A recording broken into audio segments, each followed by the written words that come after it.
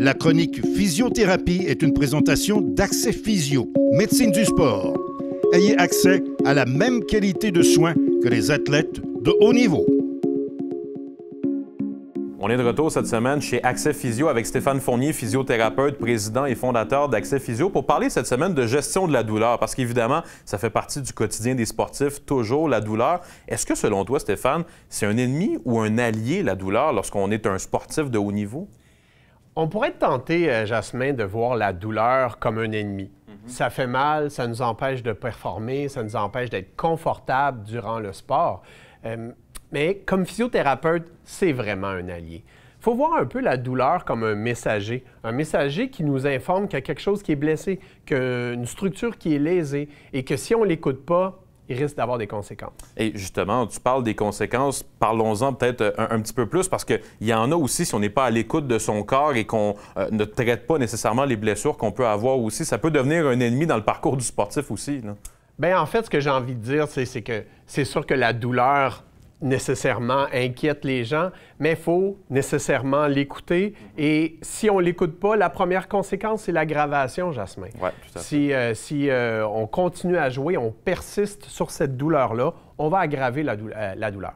Ce que j'ai envie de dire aussi, c'est que les études nous démontrent que la douleur inhibe la force musculaire, par exemple.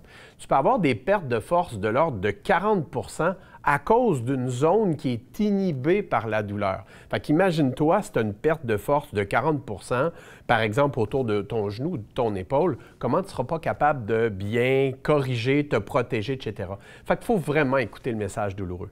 Je t'envoie une mise en situation au physiothérapeute. On est lors d'un match et le joueur se blesse. Comment doit-il gérer la fin de son match selon le physiothérapeute? Doit-il continuer le match? Doit-il l'arrêter? Où est la ligne là, entre « ça fait trop mal » et entre « on continue » ? Écoute, si les équipes ont le luxe d'avoir un thérapeute, un physiothérapeute derrière le banc qui va évaluer la gravité, qui va guider justement le message douloureux pour voir si le joueur peut retourner au jeu ou pas, c'est pas toutes les équipes qui ont le luxe d'avoir un thérapeute derrière le banc.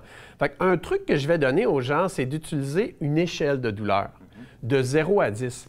Bien sûr, il y a des gens qui ont une tolérance à la douleur plus forte que d'autres personnes, mais ce que j'ai envie de dire quand même, c'est que ton échelle à toi, de 0 à 10, comment elle fonctionne.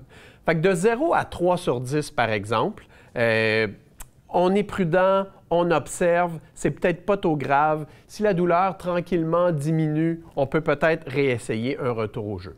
De 4 à 7 sur 10, c'est peut-être plus sérieux. Définitivement, il faut s'arrêter, prendre une pause, réévaluer ça.